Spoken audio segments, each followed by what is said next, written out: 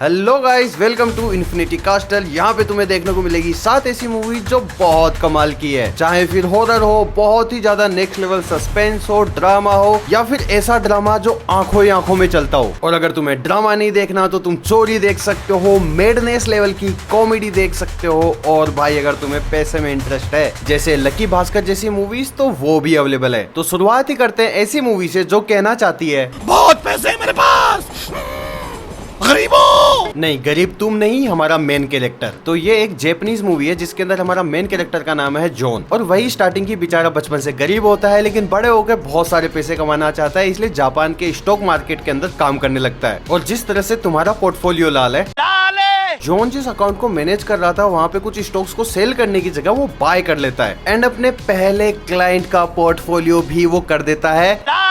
लेकिन जॉन की किस्मत तब चमकती है जब एक बंदा उसके पास आता है और कहता है कि मेरे अकाउंट से $2 मिलियन का ट्रांजिशन तुम्हें करना है, मतलब कुछ स्टॉक्स खरीदने। और इतने बड़े ट्रांजिशन पे उसको जो कट मिलता है वो बहुत बड़ा होता है। अब वो बंदा कौन है जो जॉन पे इतना मेहरबान हो रहा है? स्टोरी टाइट है, डायलॉग शार्प है और बहुत ही कमाल के ट्विस्ट तुम्हें देखने को मिलते हैं मूवी के अंदर। वैसे तो ये मूवी 2019 में आई थी, लेकिन इतनी बढ़िया थी कि इसको 2025 में फिर से रीलॉन्च किया गया जापान में। मूवी का नाम है मनी 2019। यूट्यूब पर भी अवेलेबल है, वो भी हिंदी डब के साथ। क्या तुम्हें कॉमेडी देखना पसंद है तो ये मूवी देखो, तुम्हें कॉमेडी मिल जाएगा। तो इन्वायरमेंट है एक कॉलेज का, और इस कॉलेज का एक जोक सुनाऊं, इनकी 100% प्लेसमेंट होती है। आर यू कॉमेडी मी?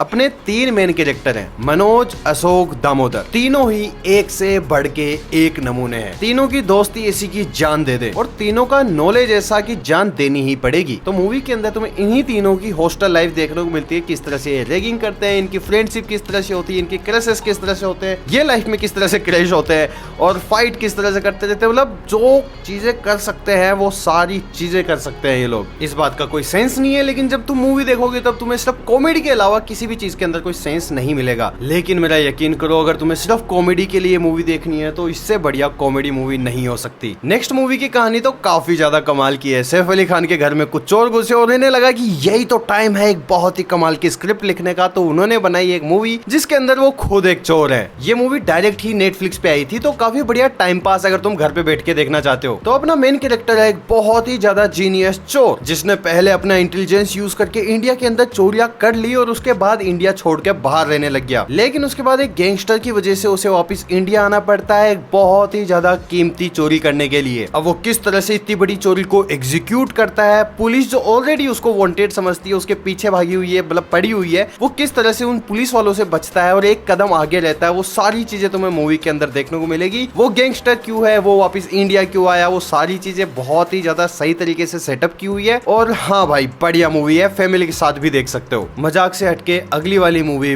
बहुत ही ज्यादा कमाल की है, दैट डिप्लोमेट। किस तरह से हर वॉर को सिर्फ वेपन से नहीं जीता जाता, उसे बातों से भी जीतना पड़ता है। कहानी कुछ इस तरह से है कि जॉन इब्राहिम जो अपना मेन कैरेक्टर है वो पाकिस्तान के अंदर एक डिप्लोमेट है, मतलब कि गवर्नमेंट के वो लोग जो कि एक देश से दूसरे देश के अंदर ज्यादा जल्दी कनेक्शन बनाते हैं और जितनी भी मिसअंडरस्टैंडिंग होती है उनको थोड़ा जल्दी रिजोल्व कराने की कोशिश करते हैं ताकि बात वॉर तक ना पहुंच पाए। ऐसा समझ सकते हो एक रिलेशनशिप के अंदर म्यूचुअल फ्रेंड। और अपने मेन कैरेक्टर जेपी सिंह के पास आती है एक पाकिस्तानी लड़की जो कहती है कि वो इंडिया से बिलोंग करती है और वो इंडियन ही है। मूवी के अंदर तुम्हें बहुत कमाल का इंटेंशन, ड्रामा और डायलॉग्स और बहुत कमाल का सस्पेंस देखने को मिलता है। काफी सारे ऐसे सीन है जहाँ पे सिर्फ आंखों ही आंखों से डायलॉग मारा जाता है कि भाई तू, बस स्पॉइल नहीं करना चाहूंगा, लेकिन एक्टिंग और हर चीज बहुत बढ़िया। अगर तुम्हें सच में एक बढ़िया मूवी देखनी है जिसके अंदर स्टोरी कमाल की हो तो ये मूवी 100% रिकमेंड कर सकते हो। देखो यार, कभी कभी है ना ऐसी वेब सीरीज आ जाती है जिसको देखने में इतना एंजॉय करते हैं और भाई मजा आ जाता है यार उसे देखने के अंदर। मैं बात कर रहा हूँ द रॉयल्स के बारे में। ज्यादातर लोगों ने इसके बारे में नेगेटिव बातें की है, किसी को पसंद नहीं आई, बट मैंने जब देखी भाई मेरे को पसंद आई। मोटा मोटा ये है कि इंटरनेट के ऊपर इसको ट्रोल कर रहे हैं, लेकिन जब मैंने देखना स्टार्ट की तो मैं सिर्फ एक आधा एपिसोड देखना चाहता था और पूरे के पूरे 8 एपिसोड कंप्लीट किए मैंने। तो अपना मेन कैरेक्टर का नाम है अविराज सिंह, जो कि एक प्रिंस है, मतलब कि एक राजा है लिटरली, लेकिन उनके ऊपर काफी ज्यादा कर्जा। क्या रोज क्या सिंगल मॉल्ट से नहा रहे हैं हम? नहा हम पानी से ही रहे हैं हुकुम, ये पानी का ही 10 लाख का बिल है। और इसीलिए उन्हें अपना महल एक होटल में कन्वर्ट करना पड़ता है और उसके अंदर मदद करती है एक कंपनी की सीईओ सोफिया और इन दोनों की लव स्टोरी स्टार्ट हो जाती है। साथ ही में इनकी फाइनेंशियल क्राइसिस जिसको ये किस तरह से रिवर्स करते हैं वो चीजें। बस इसकी एंडिंग को छोड़ दो तो सारी चीजें बहुत ज्यादा बढ़िया हैं। नंबर 2 पे बात करते हैं। मैं थिएटर्स में देख के आया भाई रेड 2,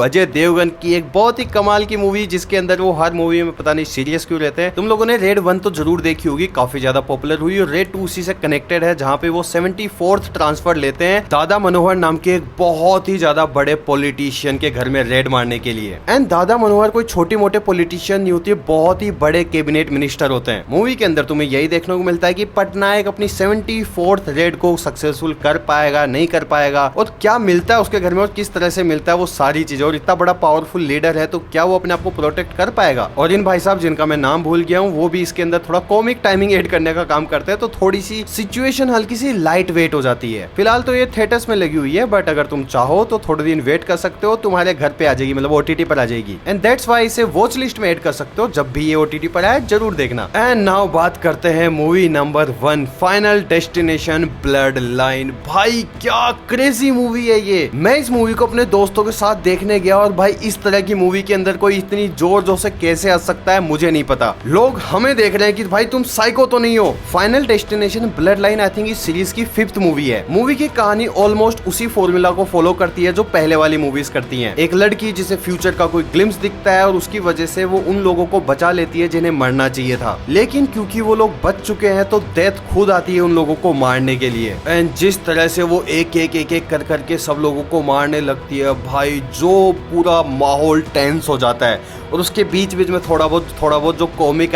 चीजें डाल रखी है, कॉमिक रिलीफ डाल रखा है, वो बढ़िया काम करता है। कुछ लोगों के लिए ये बहुत ही ज्यादा टेंस मूवी हो सकती है लेकिन मैं और मेरे दोस्तों ने जिस तरह से इसे कॉमेडी के वे में एंजॉय किया है भाई मजा आ जाता है यार। लाइक लिटरली हम लोग ये बात कर रहे थे कि अच्छा ये निपट गया अब इसके बाद में इसकी बारी, अब कैसे मरेगा, हम वेट कर रहे और जैसे निपट जा रहा हम हंस हंस के पागल हो रहे हैं। तो ये है वो टॉप 7 बेस्ट मूवीज ऑफ 2025 जो तुम घर पे बैठ के देख सकते हो। कुछ तुम्हें नेटफ्लिक्स पे मिल जाएगी, कुछ तुम्हें यूट्यूब पर मिल जाएगी और थोड़ा बहुत तुम्हें जुगाड़ करना पड़ेगा। और 2-3 मूवीज मैंने जो तुम्हें बताई है वो थिएटर्स में, अगर तुम थिएटर में जाके प्लान बना रहे हो कोई मूवी देखने का। एंड अगर तुम लोग इस चैनल को सपोर्ट करना चाहते हो तो सुपर चैट कर सकते हो, क्यूआर तुम्हारे सामने है। और मैं मिलता हूं आपसे अगले वाले वीडियो के अंदर।